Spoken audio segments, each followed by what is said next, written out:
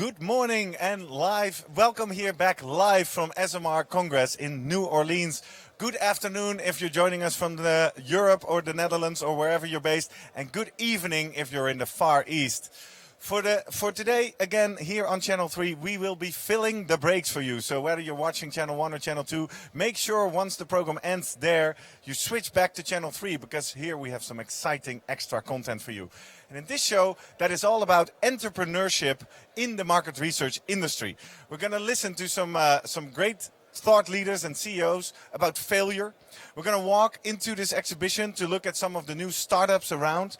And soon we're going to talk about whether or not we would advise our own children to start a career in market research. And if so, why that is. And if not, how we can make that more attractive. But before we do that, today is also the big day of the awards. Tonight is the big ESOMAR Awards Gala dinner, where a lot of the best paper awards and all kinds of awards will be awarded. But today, during the lunch break, in this little TV studio in the middle of the exhibition show floor, we will be handing out the Best Exhibitor Award. I got it right here. And if you find that looking rather pretty, that must be because it's produced by the same company that actually produces the real Oscar statues. So this award brings one exhibitor here in this room one step closer to Hollywood. And we at ESOMAR were able to do this because we work together with a really special person, Pam Grossman. She's the owner and director of In the Present Marketing. And she was part of the ESOMAR team. And I'm just going to see if I can talk to her live from Atlanta. I go to our little computer spot over here. Hey, Pam. Good morning. Hi. Good morning. Hi, everybody. Live. Have you all had your fill of your Cafe du Monde this morning? Exactly. Yeah, well, there's quite some small eyes around here. Obviously, we're in New Orleans, close to Bourbon Street, and all the fun stuff that this city has to offer. You're back in Atlanta. How's the weather over there? Weather is beautiful today, hot as always, sunny, and I wish I were there, but I feel like I have. I've been watching a lot of the interviews from yesterday, and really good information being given out. All right, cool. Well, it seems to be going well, but about 30 minutes ago we were testing our connections and it's a bit wobbly. So luckily we have a backup plan, and we recorded a brief interview with you earlier this week, and I suggest we have a look at that. But it was great to have you live here. Thanks. Have a good day, everybody. Thanks. So Pam Grossman, welcome to have you at ESOMAR TV, in recording unfortunately, but still, there's something interesting. You are the founder and owner of In the Present, a boutique marketing and promotion agency, and you're part of the ESOMAR team here at Congress because you produced a lot of the marketing materials and the awards. And we've learned that there's an interesting story about the awards here at the ESOMAR Congress. There is actually, and hi everybody. Hope you're having a great time. The awards that are going to be handed out have actually been manufactured and produced by the same company that has produced the Oscar statuettes for the Academy Awards for over 30 years. Oh, wow. And I think what's really interesting about the awards, and as it pertains to marketing, is that in over 30 years, the statuette has not changed. You know, in earlier years, they changed the base size a little bit and a little bit of the gold material because of what was available during the wars. But in the past 30 years, it really hasn't changed. This is the first year that they're going to adjust slightly the manufacturing of the award. So everybody who's getting an award during this Congress is getting an award made by the same company that the Academy Awards are made. Exactly. You're one step closer to Hollywood, I guess, huh? Hey, and the interesting touch of greatness. Exactly. Well, the interesting bit, I guess, is, and what makes it remarkable is that here at ESOMAR TV for 2 days, we're talking so much about all this rapid change and that companies should adapt and everybody should move into new spaces, new skill sets. Yet this statue hasn't changed for 32 years. What lessons can entrepreneurs learn from this, actually, if we specifically look at promotion and design? I think as far as the, for the awards goes, when something's so iconic, sometimes change isn't necessary. Sometimes keeping it consistent just works. And so for the award, that's the case. Yeah. It doesn't translate into every part of marketing because you always want to be fresh and new. But something as iconic as that statuette, don't change it. Exactly. And what can entrepreneurs learn from this? How can they apply this to their own agency or startup or whatever organization they work for? Well, I think they need to take a look at elements throughout the years that they're working with and see what's working and what's not working. And if something isn't working, you have to look at that and refresh it. If it's not broke, don't fix it. But if technology is changing, change with it. And how can you tell if something in your promotion or marketing is not working? What are your red flags? Well, it's really easy with social media these days. Silence, crickets. If you're not hearing feedback, something needs to be adjusted. Exactly, I mean, great point. it's really that simple. If people aren't talking about it, you're missing the boat. I guess a lot of people are always afraid of bad news on social media, but what you're basically saying, silence is even your worst enemy, right? Absolutely. You don't want to hear crickets. Okay. Hey, and from your vast experience helping other companies and clients with their marketing and promotion, what other hidden secret can you share with us? I have a few really good ones. I think one of the most important things is that there are no shortcuts. The people that succeed are the ones that face their fears of rejection mostly and use it to gain more momentum. I think that's really important. All right, face your fears. How Face your does that work? fears. um, put on your bootstraps and walk right through the thing that scares you the most. And as opposed to going out there and approaching clients and that kind of stuff. Correct. And put yourself in uneasy positions. The more hesitant you are, probably the more you'll get out of whatever that is. That's where the magic should be, right? That's where you need to push through, I guess. Exactly. All right. Great tip for our radar. Yeah, you have another one? I think another really important one is to remember to market yourself, especially when you're starting out, because you are your brand at the beginning. And so you want to build a solid foundation for that. And so make sure that you're working on doing that as well as talking about whatever your business or brand is. And what is, in your opinion, one of the most important or easiest tools to do that? I think writing articles, not even necessarily based on what you're doing. It can be on anything that you think you're an expert in, that you can really sound solid with, so that people can begin to learn about you and trust that some of the things that you're saying are real. All right, so it's all about starting to produce content yourself. Exactly. Okay.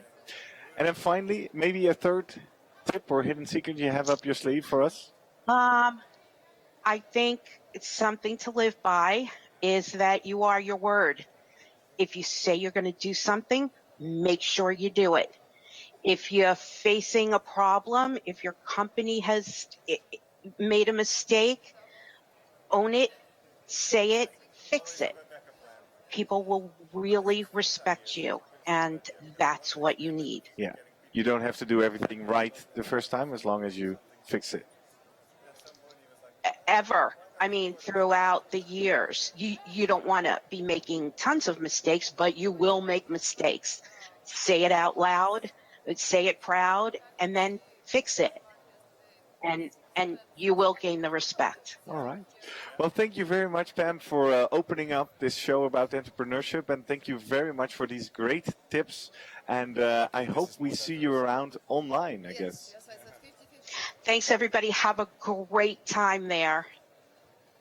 Well, thank you, Pam Grossman, for live from Atlanta. Well, not live. We saw you briefly live and now in recording. I hope these are some first great pointers that you, as a potential entrepreneur or just as anybody interested in market research, can take away. And let's explore that a little bit more. Let's explore the future of this industry with some leading entrepreneurs or thought leaders in this. Because as you can see, I'm joined by a fresh new panel. On my far right is Jim Bryson. You're the president of 2020 Research, and you're an eminence grise here in the market research industry. On my right is Elena Omright. You're the CEO of MAP, Marketing Research in Bulgaria. Stefan Marder from France, the president and CEO of Future Thinking. And we have Joyce van Heeswijk. You're the research manager, or a research manager at Skim in the Netherlands. Welcome. What we would like to discuss is, in light of the future of our industry. Let me quickly check. Jim, do you have any children? I have 4. 4 children. Elena? 3. 3? 3. 3. Joyce? 0. Not yet, right? But you're really young, so you're close to kids in school. Because what would happen if I ask you, Jim, would you recommend your kids to start a career in market research? My initial reaction is no. No. How about you, Elena? Well, I recommend you, they tried, they learned. My daughter went to do a master degree in Tilburg in market research, and she came back to Bulgaria and she works in a big data company in air transport. So, yes. But it's not Semi. market research. Yeah, exactly. It's a data collection, big data. Okay. For you, Stefan? You want a short response? So yes. Yes, I would. you would say yes. And would you tell your friends out of college and university, those a little bit behind, to actually start and join you in market research? Yes. Yes. But if I think of children, then, for me that's a little bit further away. Yeah. I don't like the thing of recommending stuff to your children, but I can see why it's really interesting. All right. Well, let's explore because your short answer, Jim, is no. Why do you say that? Well, I think because the research industry that I know, that I've grown up in, more or less, I think in the next 20 years won't exist. And what I mean by that is the idea of episodic quant and qual events that you have, that you do a big event, you do the research, you crunch the numbers, and then you deliver the data. I think that's going to go away. And so I think that type of research is not going to happen. And so we're going to have a lot more of always on, always moving, always changing research that's going to be at your fingertips. So it's going to be more of an analysis and a skimming of data that's always going on, and not these episodic research events. So I think it's a totally different skill set. Yeah. Do you recognize that as a fresh starter in this industry? Yeah, completely. But I think that's also where the challenge, the opportunities sit, right? So if I look back even at my career so far, it's so international. So that's what I really like about it. I actually hardly focus ever on the Netherlands. And it also actually means traveling a lot, you're constantly thinking about other cultures, and that's the really cool part of it. Yeah, that's what makes it attractive. And Stefan, why would you recommend your kids to come follow you? It's just the past. I've been working in market research for nearly 30 years, and it's always fun. And if we still have fun after all these years, I would imagine the future would continue. But it's right, it will change. We know it's changing, and we have to make the change ourselves. But that means it's always something really interesting to do. So why not? When I say yes, is yes among other possible What things, makes it so much fun for you? so much fun because we are working for companies, we are helping them sell their products because we are finally there. Some would say, oh, it's bad, you are helping people to sell products. No, we are helping people build the best product for consumers. And that's how I see things, and there is no reason that this wouldn't change, and that's fun. That's fun. Mm-hmm. So just a quick check, Jim. Is it a matter of semantics? Is it I wouldn't recommend market research as I knew it? Or, I mean, the development you are sketching, we all agree on, but isn't that still Well, market it's research? definitely the former. It's definitely, as I knew it, is not going to be there. I think if I were going to tell my children to get into market research, what I would encourage them to do is get into it on an entrepreneurial way. Okay. Because I think what they need to do is they need to get into it in a place where they can create something new. Just to get into it in a place where they're just continuing what's already being done, I think those days are coming to an end really quickly. All right. I think this is the exact reason my daughter is not yet in market research. She's creative, she paints, and she works in big data with a lot of math. I think right now she feels the creativity is missing in market research. We do very advanced things, but still not creative and not fun enough for her. Okay. But then if we all pretty much agree that it's so much fun to hang out in this industry and so international, so attractive, and even as an entrepreneur, we also see figures that it's quite difficult to attract young people to this industry. So what do we need to do to make ourselves more attractive? I always find it really hard to describe also to friends like actually what you do, because if you say that I look at a lot of Excel data sheets, like it doesn't sound so interesting. Is that what you do? I do. But at the same time, like I also actually, like even last week I was presenting and you actually really sit next to a CEO of like a big leading beer manufacturer. Like here? Yeah. No, but you really get like, even when I started, one of the first projects was for a really big, I guess, are we allowed to call brand names or not? Like Coca-Cola, which was about their Christmas campaign. And it was a research in like all over the globe about next year what they're doing. And you're talking to people within Coca-Cola that, are going to make decisions, what's going to be on air. And as someone that was at the time 23, that's quite cool. So there's the thing of the, like, yes, I see a lot of desktops, laptops, but at the same time you do really get to think, and at a high level you can have a lot of impact. So that is an aspect that we should put forward more? Yeah, I think then now, if my friends see what I actually do, that I'm here in New Orleans, and then they're like, oh wow, you actually have a cool job. But if I write down on paper like what I do on a day-to-day basis, it might come across a bit different. So it's a boring job with benefits? Is that what you're saying? No, I don't find it boring, but I do think you need a certain mindset, right? Yeah. And that's what I would say, like why it's fun. It's a certain type of people that walks around. It's like you have some kind of critical thinking. We're all very smart. We like to look at data, either it's qualitative, like listening, or like looking at numbers. So it's a certain type of people that likes this. It's not for everyone. You want to add? I was just going to say, I agree. I think one of the problems that we have is just terminology and our own perspective on the industry. We started out asking, would you ask your children to go into market research? Well, maybe not, but would my children be excited about going into to gathering insights that are going to have an impact on the world? Well, they'd be interested in that, right? Mm-hmm. But we don't think about ourselves that way and we don't talk about ourselves in that way. And so we want to get people in that are going to make an impact. We have to give them a vision of the outcome of what that impact is, and then they'll want to come into this industry. Anything to add? That's right. Taking part of decisions, even small decisions, can lead to very big things and strategies. So that's indeed the thing that we have to communicate about. Yes, helping taking decisions, and big ones at some point. And has any of you seen some examples of that? Who's doing that really well? We as an industry, we're all watching, whether it's live or in the recording.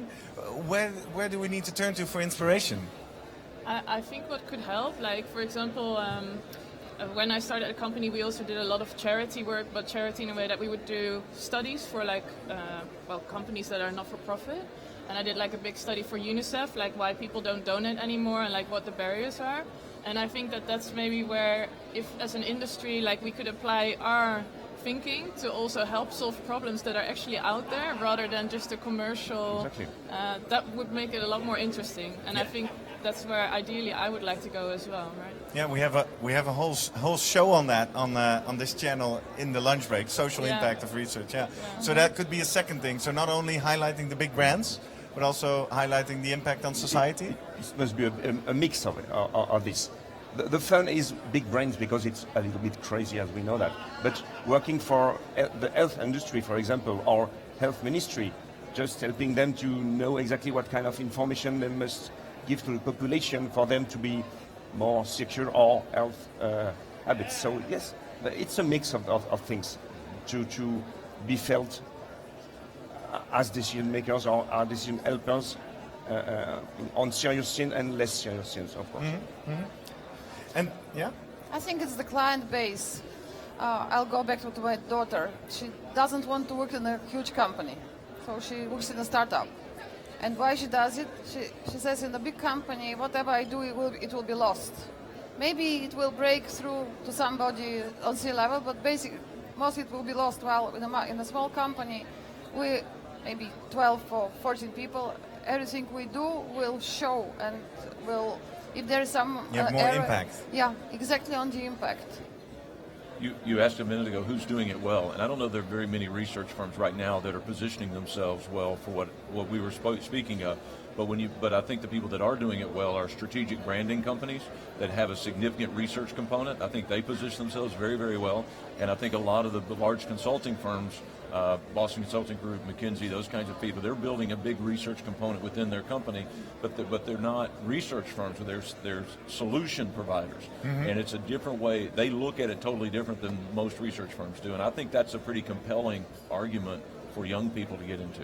So what are, because you're not just anybody's, you are CEOs and presidents of your own company. So what are you guys doing in your own companies, and perhaps what do you see in your company that is being tried to attract fresh, new people into this industry?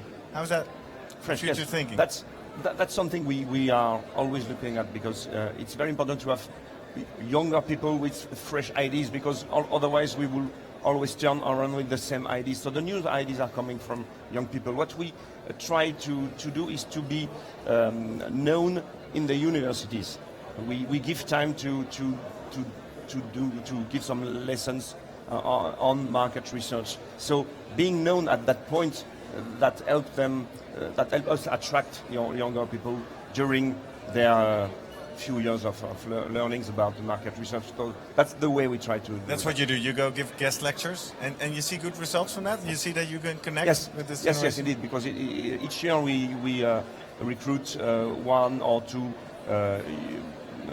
scholars as trainees, and then if the market is going right, which we are still looking at, we are recruiting as the GMR was very positive. The Global Market Research Report, revenues are, the pie is growing, Ray Pointer says. But I'm a result of this. So how I ended up in market research was that during my studies there was like this course about how do you link finance to marketing. You know, marketing is very often seen as a cost, and then actually it's really difficult to determine return on investment. And that's where I saw a lecture on like, how do you calculate what the value of a brand is? You know, for big brands like Google, the asset, like their brand name, how do you put that on a balance sheet? It's really difficult. And that's where I was like, oh, this is interesting, and I started my first job. And then that's how you got involved with Skim and grow to it. And how is that in your company? We don't have that issue. Actually, the 2/3 of as the a employees... company or in your company, country? I think in the country, our country as well.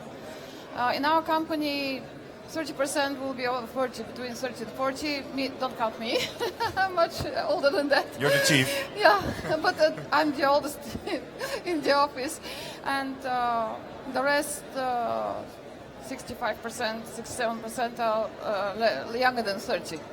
And why is that? Because I remember now, I just mentioned the Global Market Research Report. There's actually a reference to Bulgaria specifically, that the market is growing so fast. What is happening in your country? It has become an outsourcing hub for providing market research services. And it has not become recently that my company started the model in 2001.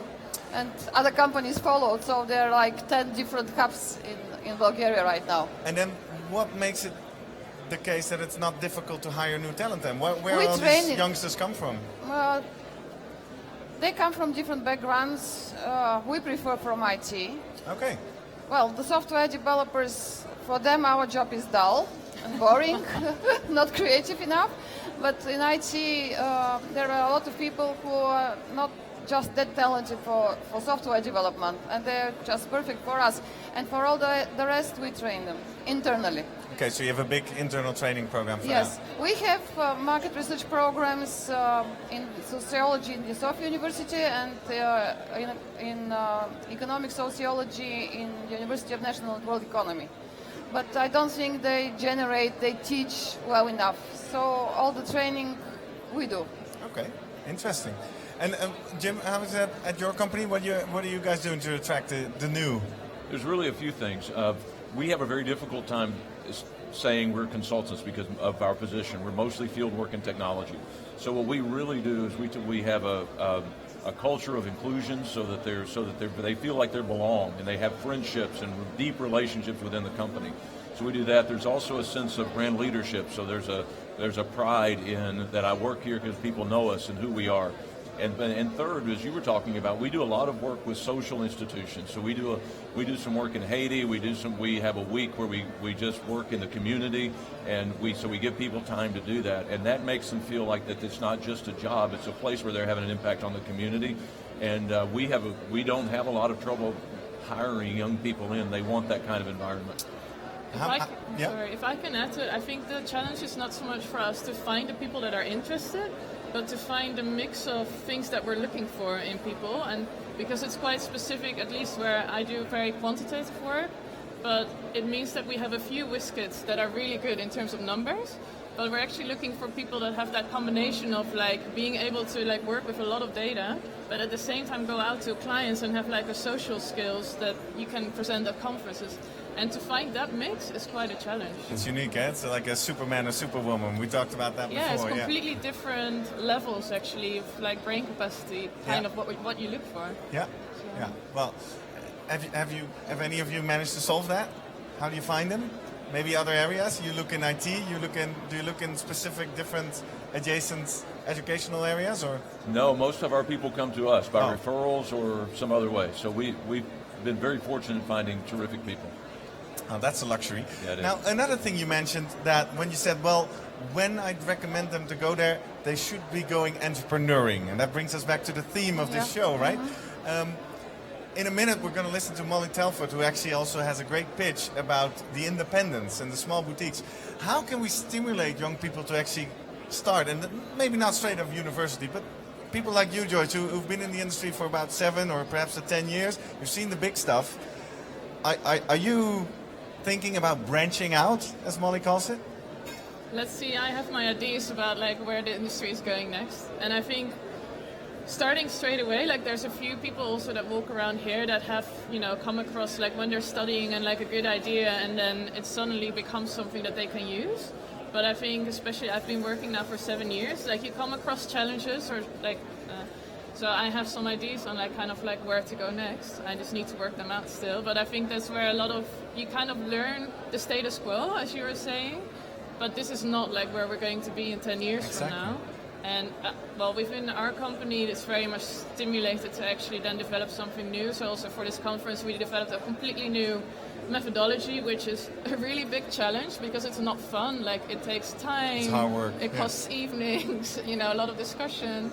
But then if you see the end result, it's quite cool. So it's about like, and not everyone wants this. I think that's also like we cannot assume that every young person that enters the industry wants to do this kind of work.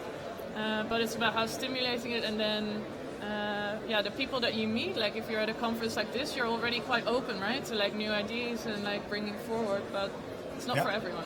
And Stefan, what are you guys doing to stimulate entrepreneurial spirit in your company, whether it's inside or out? Yes, once again, it's not so easy, but the idea is to let people have time to develop what they want to try things, which means R&D is important, and let people do what they want without too much restraints. Otherwise, you will keep doing exactly the same thing. So let them think, let them go at the end of their idea, wrong or right, but let them go at the end, so they know it's not the right path, and they will choose another. So stimulating, we are talking innovation with this, is very important. Otherwise, we would be dead. We have to. How does it work in practice? We know at Google they have the 20% rule, right? 1 day a week you can do work on whatever you want. Is it that stringent, or is it just more that you don't push them so hard on billable hours, or how does this work? No, the idea, as we force people to take some little time off in the offices. Okay. But not doing what they are doing on an everyday dogmatic basis, but having some time to think. That means we give them some missions, not definitely very structured missions, but some mission to think about that. And let's talk about this in 1 month, whenever you want. And who creates the agenda for these missions? Is that you as the CEO, or where do the missions come from? Yes, missions come from myself, but the head of activities, we are different branches, and so each one is giving a mission to one of their guys. Okay. So you work with missions. That's a great takeaway. I'm trying to make it practical also for our viewers, right? What they can introduce missions. I see you nodding at the Google 20%. You talked about giving people time to do good. How is that organized? Is that formalized? Is that... We do have a formalized doing goods. We call it doing good, and there's 1 week a year that we take the week, and we spend the whole week. That's what we're doing, things in the community. We also do some other things. But to your point, our software development group does get time formally off to be able to work on projects, usually with their ideas, things that they want to do that can help the company. But the real challenge is we want entrepreneurial people, but we don't want entrepreneurial people to leave. You don't want to branch out. Yes, exactly. So what we have to do, even within our operations group, is to give them some time and some freedom to execute on ideas and to come up with things that will save the company or that they can get a lot of benefit from, because they like the safety net of the company, but they want the freedom to be able to do things that are a lot of fun or interesting to them. So you have to provide that. And how much time? So it's the week? It's not, well, there's a week of charitable work, but as far as working on special projects, there's not really a set structure for that. If somebody says they have an idea they want to work on, we give them we free them up to be able to do that. Because I'm pushing a bit on that, because it's easy to say as a CEO that we find that important, and then we hear Joyce about, it's evening work and all that stuff. You be entrepreneurial, but you add it on top of all the other stuff you need to do anyway, right? That's you have to build systems around it. You have to have people that come in and say, I'm going to take over this piece of work for you. We've got another operational model that we're looking at that will simply provide some benefits and some structure to some people, but let them literally work outside the organization in doing some new things. And that will, again, providing them a safety net, but giving them freedom is really the key. Elena, you have any ideas to add to that? No. No? No. I just want to say we actually launched last year a more formal structure internally. So we have an internal job market. So actually, if you have an idea, then you can write out what your idea is and kind of what skills you need for it. And then people within the company can apply for it, so that people actually then get a dedicated set of hours. So it's like a project, but then a bit more. There's a stakeholder, kind of a client, and then you work for. And these are own initiated ideas, not specifically for a client. But I think to your point, the challenge is the kind of people that want to take it on are also the kind of people that really like to do their work and all the other stuff. So that's just keeps piling up, and then they're burnt out by the time they're 28, right? That's the challenge. Yeah. Okay. Well, burnt by the time of 28. Oh, you think that's old? 26 maybe? No. How can you burn out that early? That doesn't happen in Bulgaria? No. Maybe we're both from the Netherlands. It's a big thing. Quarter-life crisis, all the 30 years. The statistics are there, right? Our generation has a huge amount of burnouts. Yeah. I think we have to respect. Because we want everything, and we have so much choices, and we can do everything. Yeah, you don't recognize? Oh, we'll talk about that on the side. Okay, our youngsters don't burn out. Right. So maybe that's a tip. If you're young, go to Bulgaria. It's a growing market. It's a very relaxed. They work hard, party hard. Yeah, exactly. All right. Well, with that, we kind of come to the end of this. I think this had some great learnings in here. Yes, we all recommend our kids to come into this industry. Yes, but the new side of the industry. And we want to stimulate them to be entrepreneurial by devoting time to it, by creating missions, by doing good. I think it's a great segment that you should watch back if you just fell into it, because there's a lot of learnings here. Thank you very much for participating in this. Thank you. And as you've been watching Channel 3 for a while, another thing we devote attention to here is the Young ESOMAR Society competition, the Yes Pitch competition. In July, ESOMAR wrote out a pitch where they said, if you got anything to say, if you want an audience here at Congress, send us a 1-minute pitch, and the best top 8 get selected to actually go on stage. They were on stage yesterday morning in the plenary, and 2 of them will be selected to do a full presentation later today, again in the plenary and in room 1. However, for those 6 that don't make it who don't get their full presentation, they get to go on Channel 3. So in a minute, we're going to invite here Molly Telford to talk about her research into young entrepreneurs that start their boutique companies. And let's watch her pitch first. My wow moment happened while I listened to a speaker talk about his vision of the future of market research. The speaker was Stan Nathan of Unilever, stating his 10 predictions of the future of market research. Stan's third prediction was that boutiques will flourish. He said, yes, they were already there, but going forward, we will probably see a mushrooming group of boutiques.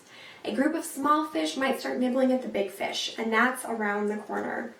As I listened, I thought, that's me. Stan's talking about me, the people I partner with, and the researchers I admire most.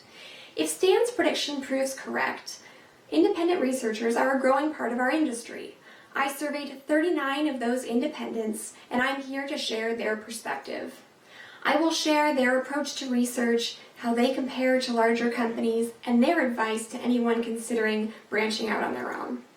I'm Molly Telford, and my ES pitch is to shine a light on the independence of research and highlight what may be a growing segment in our industry.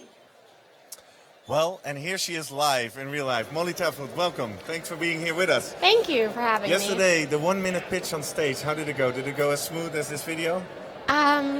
I'd like to think so. It was quite a rush to be on stage, and the other competitors were absolutely amazing. So it was definitely a rewarding experience overall. You're all doing great. Oh, thank you. But you fit perfectly in this show about entrepreneurship because you came out of study and you became an entrepreneur. Take us back to that moment. Why did you decide to go out on your own?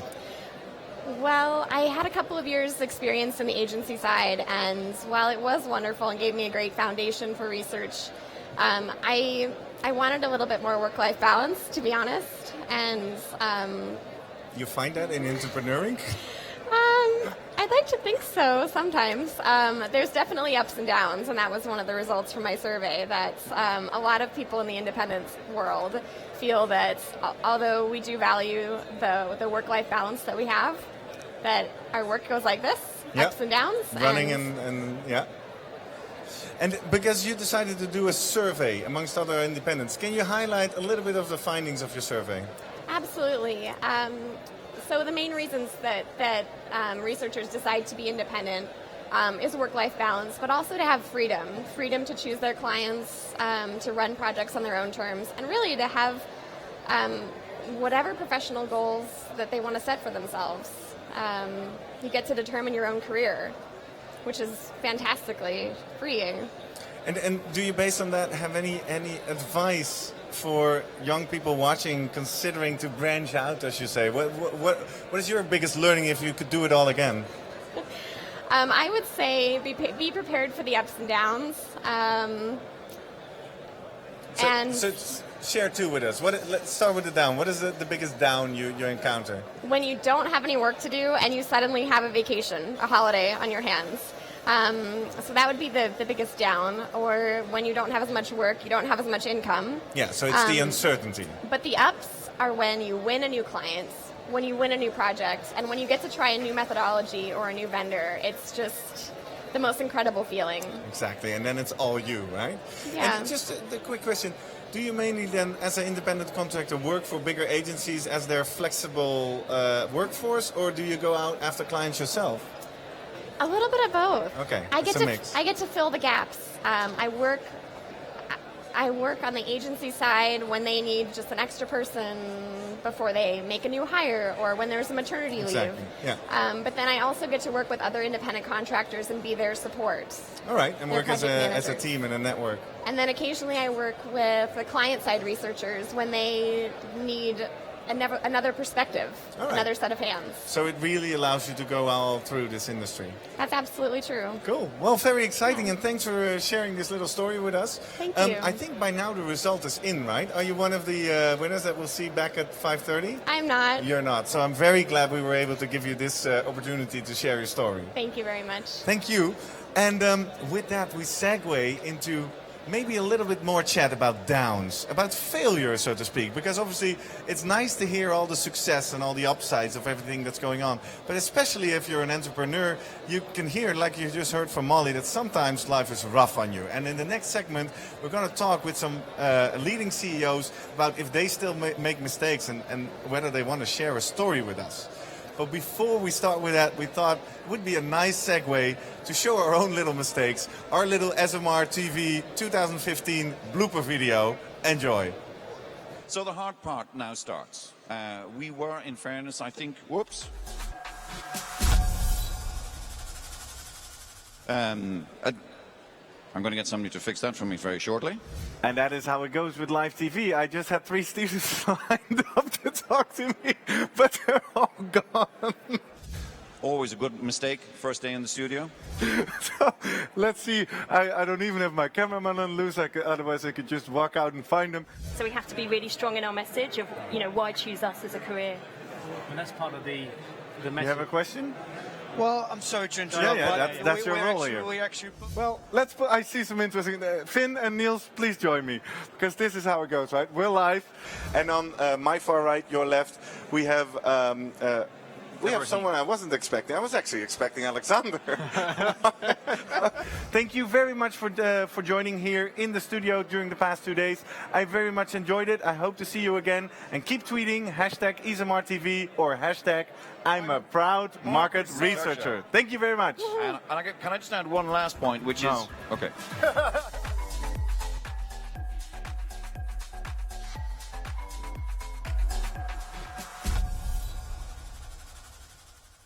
Well, so that was last year. Hopefully this year we might have a few bloopers too. I haven't seen too many yet, but it's day 2 and that's always when stuff starts to go wrong. So I'm joined by a very interesting bunch of people. On my right I have Sally Joubert, from CEO of Luma in Australia. Next to her is Pravin Shakar. You're the creator-in-chief of Creya in India. And remotely joining us on Skype, John, are you there? I'm here. Hey, there's John Karen live from London. Great to have you back here at ESOMAR TV Channel 3. We want to create a little storytelling session, a confession-style session of these leaders in the market research industry, and to check whether they still make mistakes. Just a quick check, Pravin, do you still make mistakes? Oh, quite a bit. Quite a bit. And how about you, Sally? All the time. John, do you still ever make mistakes? I'm surrounded by my staff who are all nodding like this. All right. Well, would you kick us off and share a great story about how you totally got it wrong recently? We'll listen carefully. Well, actually, I was going to tell the story of Brain Juicer, because actually it's not a bad place to start. It was 17 years ago, can you believe? Millennium madness. And I decided that online research was a great idea, and that, basically taking little games from psychology and improving the way that we ask questions would also be a great idea. So I came up with this lovely idea and called it CreativeToolbox.com. Okay, built the website, did this game. It was an association game that shrinks play with their patient. I say mother, you say, I say, and it's an associative network. I thought this was going to be huge. 1 year later, not one client, not one project. This is a year later, okay? I'm paying the software developers. I'm not really paying myself. And so it was like, okay, all right.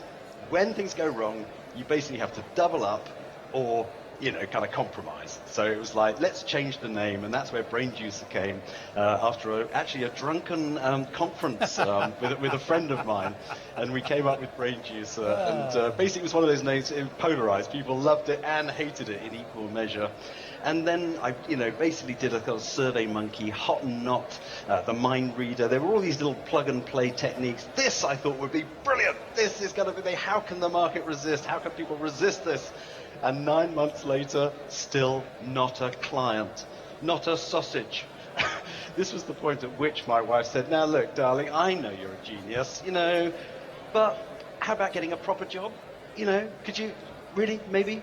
And so we agreed that I'd give it 3 more months, and that was when I won Nike. They were doing Run London for the very first time. They never really do much research, but they loved the Mind Reader. And we did it, and it told them what people felt about the run. And frankly, once you got Nike as a client, the rest starts to roll. Here we are 15 years later, after which I have made so many mistakes, many more, by the way, many, many, many more failures of things we've built and launched than the things that have worked. Just saying. All right, John, thank you very much for this open-heartedness of how your story got started. I must say, I'm quite impressed if you could stretch it for about 2 years without a client. I mean, you must have a lucky start. Thanks for sharing. Bear with us for a little bit. We'll see if we can kind of elaborate with the 3 of us together. Let's first have to say, let's hear what Sally has to say. Can you take camera 2 and actually share a story with us? I can, and thank you for the opportunity. It was quite hard to pick which failure to talk about. But what I want to share is a story that started about 8 years ago, where we were obsessed with doing everything faster. So it would have been at ESOMAR, it would have been at places like this, with a lot of discussion about how can we do things fast. And so we launched, and talked about this and talked to technology companies, looked at every which way we could to find something that would be able to deliver what we were trying to do. So what we're trying to do is to get an online platform that could go from, setting out your survey to what I would say is going to sleep and then coming back and having all your results in this wonderful reportal. So we found a company, we developed some incredible software, but there were certainly challenges in that. So, it was early days with this technology. What we're so used to with flexibility and all those things could not be done. So as researchers, we had a picture of what we wanted to do. As technologists, they were going, well, no, that's not possible, this isn't possible. But what we did, we pulled something together. We cut out so many questions so we could do everything fast. So we did a lot of analysis to get rid of things, and we ended up with a product. Similar to John, it was then a matter of, hang on, does anyone actually want this? We'll talk about being fast, and this was, 5 years ago. But we didn't take into account all the other things. So what we had to do was suddenly say, no, well, when we talk to clients about it, they say, well, that's great, but we still want to know this, we still want to know this. So then we went through a process of then rebuilding, adding back in the researcher. We couldn't just do things automatically with just text analysis. We needed the brains, we needed the researcher, and really a lot of our clients would use this reportal, but only to quickly get that information, and then they would still want us back to consult. So it was a journey. It was one of those things where you get very excited, you think this is going to be wonderful, you're so excited to see the technology, and then the reality of you've got to be flexible. You've got to repivot and say, okay, well, now we've got something, and today it's taken off. Well, thanks for sharing. And if you look back at this probably costly venture, how would you summarize the biggest learning here?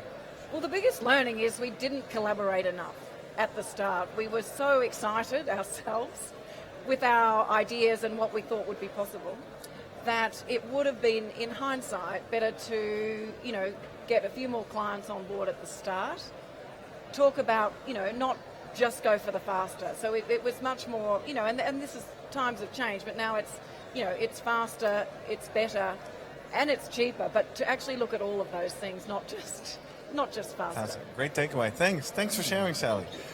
Pravin, yes. How is that life in India? Tell us about how to make mistakes over there. What's your story? I'm a parallel entrepreneur. I'm going to talk about one idea and the 15-year journey of that idea. All right, go ahead. I'll start off with what Gandhi said. First they ignore you, then they laugh at you, then they fight you, and then you win. So I'm talking about 2000, 2005, 2010, and 2015. 2000, I had the core of an idea and started creating customer databases, which now is called online panels. 2000, and India at that particular point, right now we rule, but at that particular point it was back or beyond in terms of the digital dark ages. So at that particular point, we tried out an India inside-in approach. Like John, 6 months, 12 months, no client. However, it was a parallel entrepreneurship, so we already had something good going, and this was an extension. We had to close shop because the idea was stillborn at that particular point. The market was not ready. The clients were definitely not ready. We just got ignored. 2005 was the second version of the same idea called eResearch India. We came up. Online had just started picking up. We tried an outside-in approach because in US and Europe panels had started working. We said, why not India? Why not India? Because from ignorance, it moved over to resistance. We were laughed out when we made client pitches, so the outside-in did not work, and the first version was stillborn, the second version it did not take off. But you know how entrepreneurs are, we just love talking about a particular idea where we know it has that merit, to the extent that my wife turned around and said, either you do something about it or you shut up. Yeah. Just like in John's case, we hear him laughing, yes. I think. Very powerful. Yes. So 2010 was when Kriya was born with the same idea, but with a specific healthcare focus. It started taking off. 2015, with the same base of an online panel, we've launched another entity called Insight, which is into agile research. So the journey of 15 years, from a digital dark age, the same idea, underwent several pivoting or avatars, so to speak. to get ready for the market. And 2010, 2015 was an inside-out approach where we had outside clients come in because everybody wanted to research India except the Indian clients. Yeah. Exactly. Wow. Thank you for sharing. And again, just to summarize in one word, what would you say is the key learning here? The first two ideas, we had the best business plan in the world, but we didn't do much. Okay. So my key message to all the young folks out there is plan just about enough, but don't wait for the best plan to execute.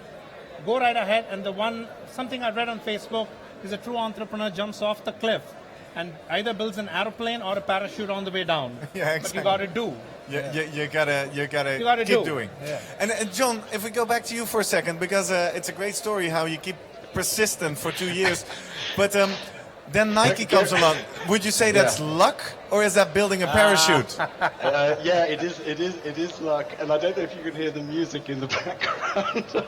I've just realised at 5 o'clock in our office, the music starts. So No, it doesn't bother us. We can hear you clear.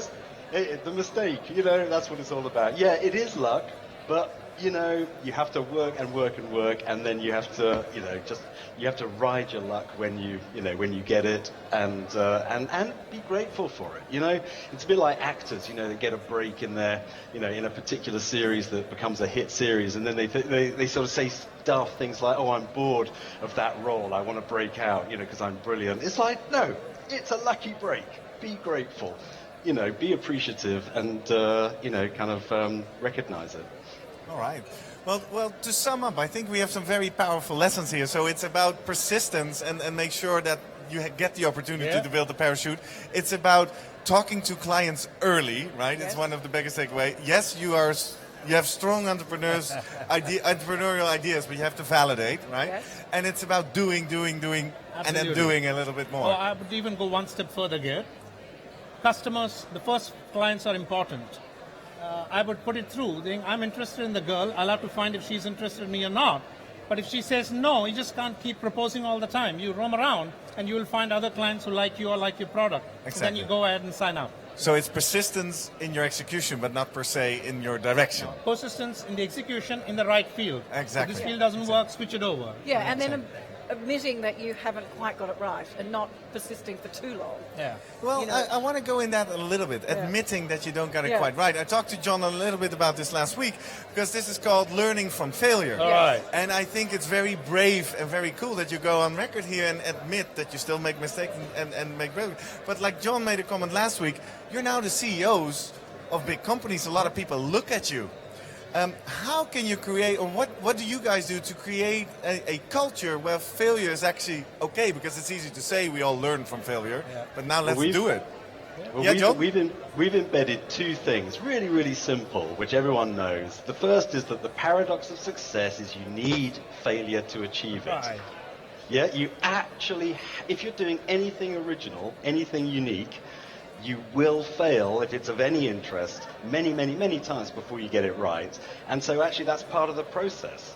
I would almost go as far to say that the second part of it is there's nothing worse than a great start. Okay? I know that sounds sort of, kind of contrarian, but it's kind of true. I tell you, the products that we've built that just flew, clients loved the sound of them, and they are no longer in the business. They literally burnt bright like a firework and just sort of turned to nothing. They weren't sustainable.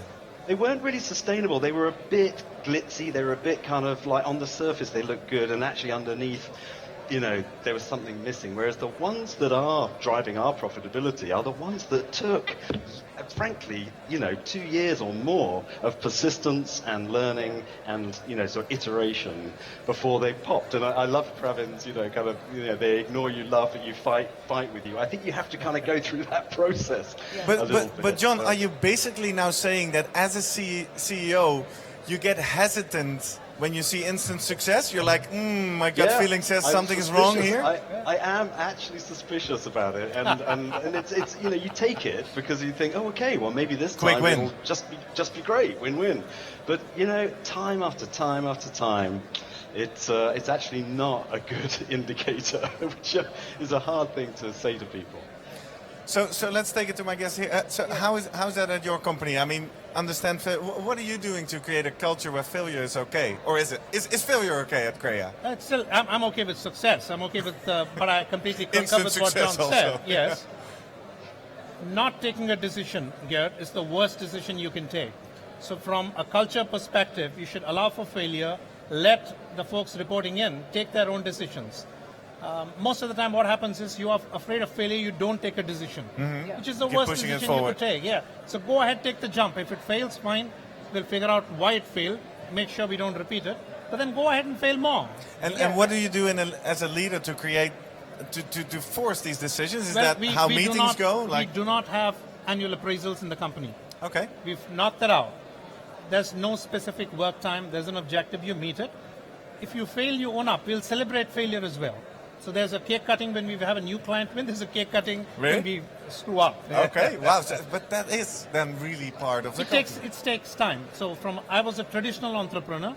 Now it's taken 10, 15 years, Gert. So you just can't jump in like that. You can't watch Channel 3 and just start your company like that tomorrow. No. Okay. Yeah. But it's a pinpoint on the horizon. It is. It's not perfect. You need to coach the people that it's okay to fail, because where I come from in India, there's a stigma associated with failure. So if you're a failure, nobody wants to talk to you. That is changing. The environment is changing. Wow. No, and so I'd say, and at Luma, we don't have that stigma that it will fail. It's more like we will really encourage people to follow that idea. So if they do have an idea and it might not work, but we will really encourage them to think about it, work on it, talk to clients about it, and then try and build something. And the people who got an idea that didn't work just leave the company, or no, because they've seen what happens. Do you cut the cake? I mean, there could be something in between. How do you guys deal with it? Yeah, I like the idea too. Yeah. No, we just go, okay, well that didn't work. What can we do? How can we change it? What can we learn from that? But not focus on the fact that it didn't work. It was the fact that they had to go. It's and a learning they experience. Really try. Yeah. And that's where we're going to get that sort of a new idea, something new. It's only going to happen from trying something or not being afraid to, because if we all sat there and said, oh no, well that's not going to work, nothing would happen. Exactly. Yeah, Sally, I so agree with that. I mean, I make a point when I get a chance of when people join the company of telling them some of the war stories of the disastrous client meetings or something. I have actually been thrown out of a couple of client debriefs, I'm afraid, and they make for good stories in hindsight. It wasn't pleasant at the time, but at least it shows that if the top, if you kind of make it, these things happen. If you're trying to do the right thing for the right reasons, it won't always go well, but at least it's that spirit, and you encourage that in everyone. All right, so I guess this is a very powerful message to any industry leaders or anybody working at a company and who wants to forward this video to their leaders.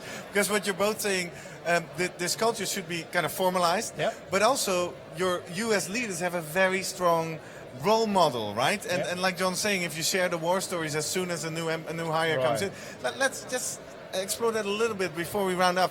New hires, how do you instill this culture? How do you guys do that at your company? It is difficult because they come in from a cultural context where you're supposed to succeed. From exactly when at you're school, born, you have to you've score got to succeed, A's, you've got to excel. And if you do not, they equate it with mediocrity, which is not the case. It is a tough call, Gert. I'm taking up the war story thing from John because that's something I can incorporate right up. But we got to just reiterate the message that it's okay to fail. It's not okay not to try. It's not okay just to sit down. So go ahead and try, and let's talk about it. I'd love to learn from your mistakes. So next time I catch up John, I'm probably going to take him out for a drink and grab a bunch of share his war stories. Yeah, especially where he's been thrown out. Yeah, exactly.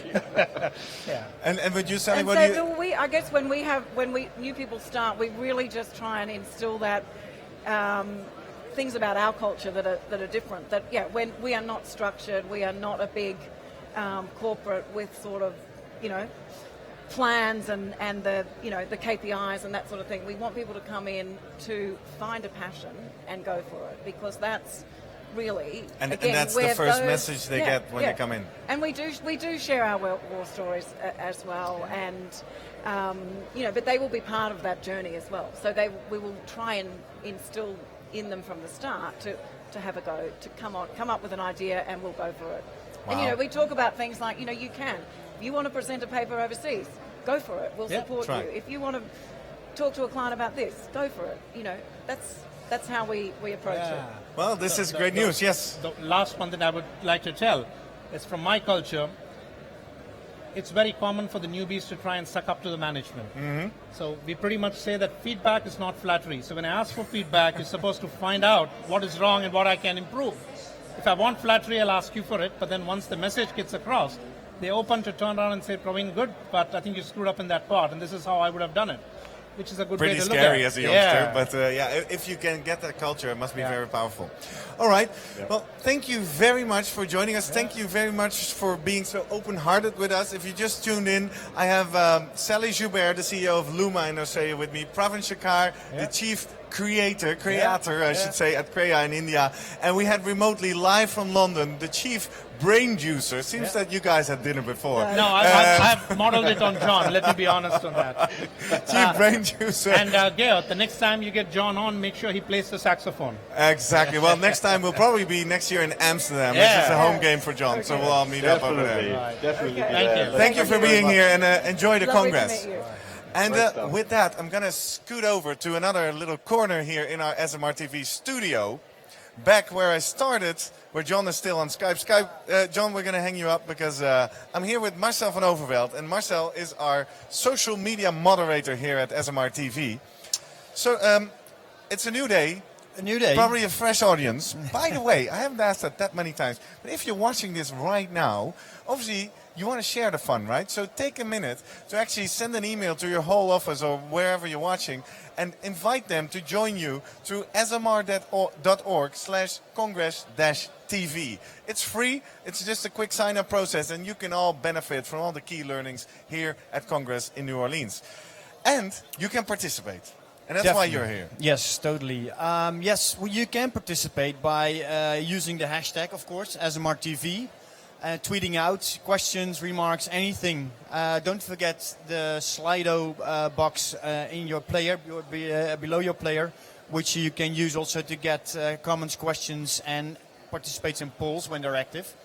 But yes, I'm your voice. Use me to your benefit, and I'll be happy to share that with Gerrit and his guests.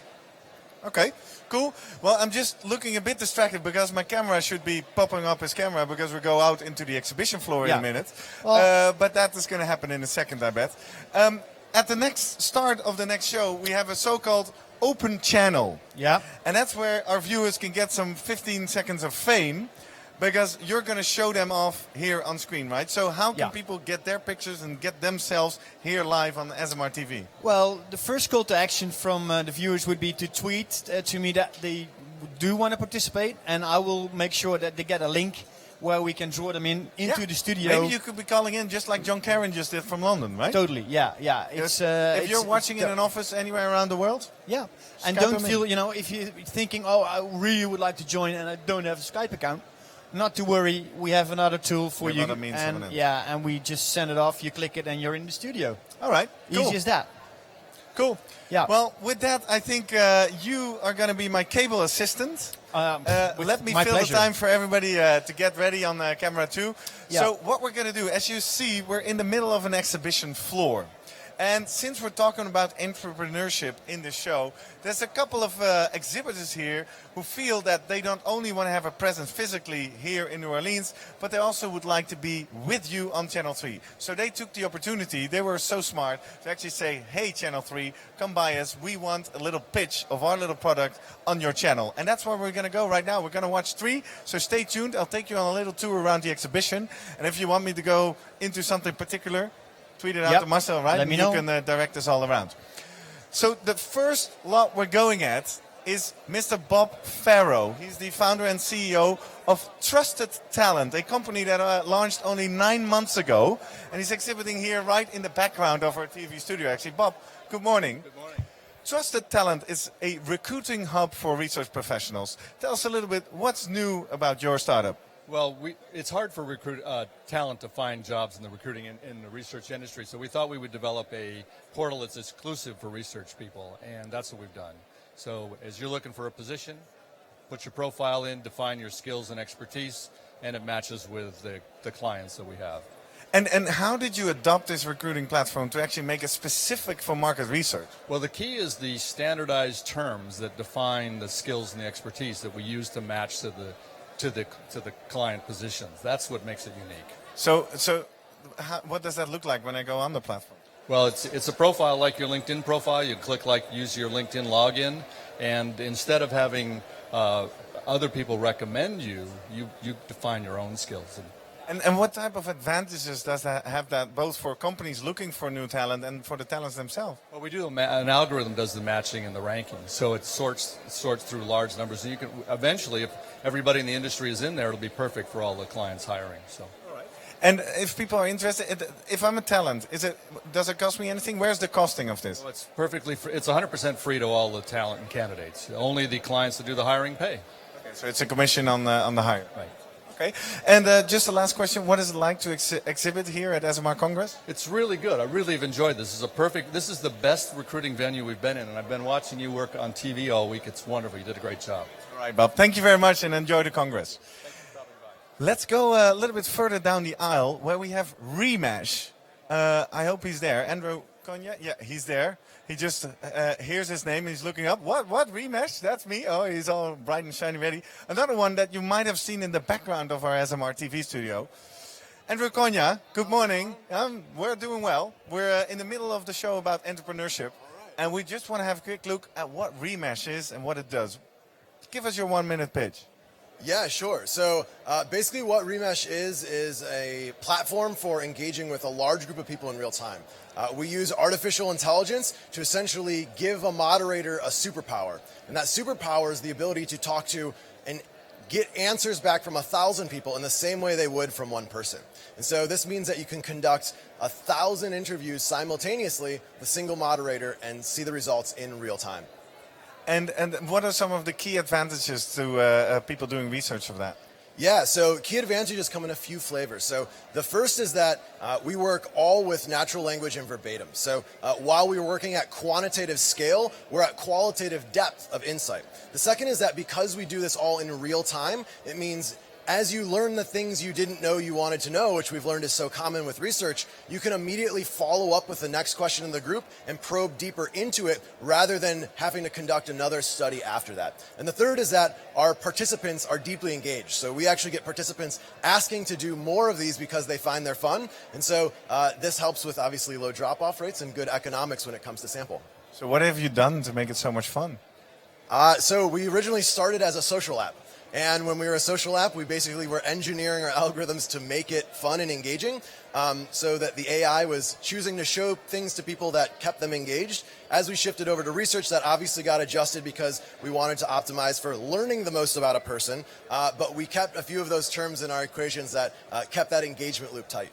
Oh, that's a great background story. Thanks so much. And can you explain a little bit about the costing structure? How do I pay for this? Yeah, sure. So with most customers, it's per project. So they would pay per project that they want to do with us. After a little bit of time, most of our customers will say, okay, well, we know we're going to do X of these over the next Y amount of time. And so they'll kind of purchase as a bulk, and that brings the price down a bit. All right. Well, thank you very much for enlightening us a little bit about Remesh. Just finally, for future exhibitors, what is it like to exhibit as a startup here at the ESOMAR Congress? Yeah, so it's good, right? So I come from a background of computational physics and AI, which is not market research. So for me to be able to come here, see how people are thinking, understand the problems that people are facing, and kind of where the industry is as a whole is incredibly valuable, both in understanding how to position our product and then how to kind of plot our trajectory forward as we grow as a company. All right, Andrew. Thank you very much for sharing your story, and enjoy the second day of Congress. Yeah, thank you. All right. And then we want to talk to your neighbor. We have Cedric de Gouw here, who's actually busy talking to a potential lead. Sorry to interrupt, Cedric. You are with QualWorld, another startup here in the market research space. For people who have no clue what it is, what does QualWorld do? Okay, so we provide fieldwork services in healthcare only and qualitative only. So you're industry specific, or do I understand that correctly? Yes, we are. We're really in a niche, I guess. And what are you doing that makes it very innovative? I guess it's more like our setup. So basically, we're a startup company. We're 25 people now, but we started up, we were at 2013, and our ambition was really to be truly global, like being physically around the world, in Asia, in Europe, and North America, and even Latam, actually in Brazil. But for a startup company, having like offices in all of these countries will have been like impossible. So our unique thing, I guess, is that everyone is working from home. We don't actually have any physical office anywhere. Everyone has their own, little booth in their apartment or house, and working remotely like that. So we had to develop a whole new way of doing things. And what advantages does that give your clients?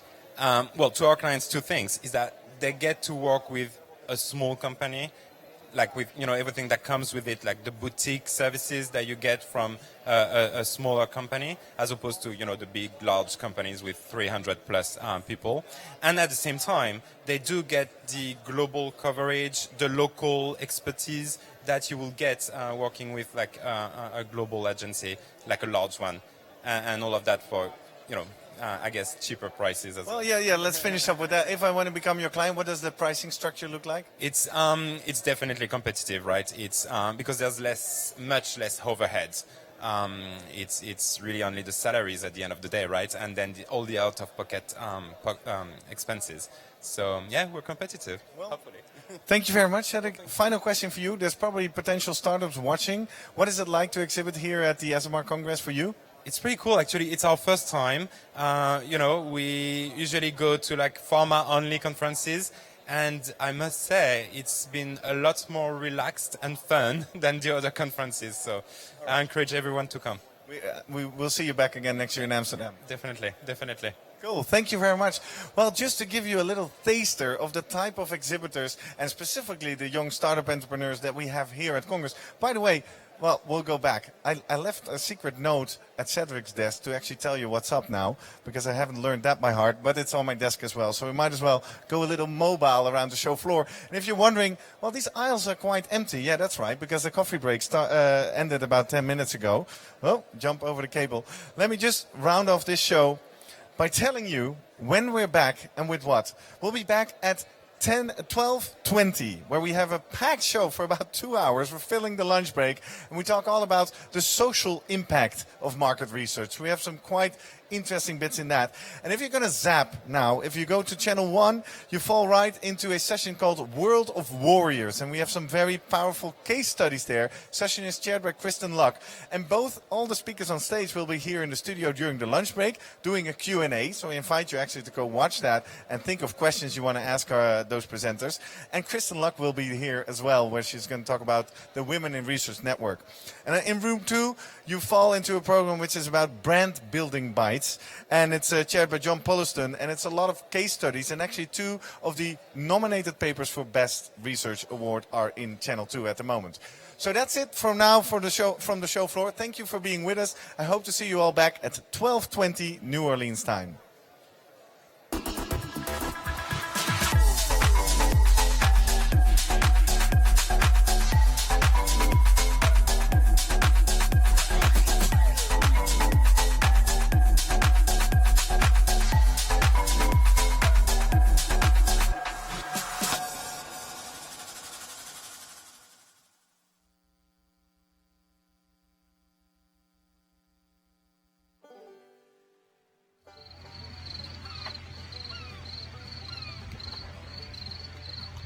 Looking for an audience?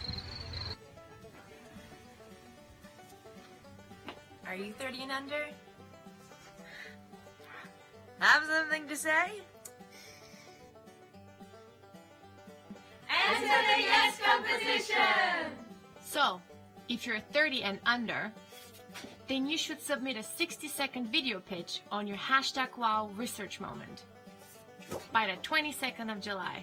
That's 3 weeks from now. Why? Because it will give you a chance to represent your company on a global stage, to get your voice heard, and you can get a chance to grab the spotlight at the biggest market research event of the year, ESOMAR Congress 2016. Are you the next MRX superstar? #yes. Yes, I am.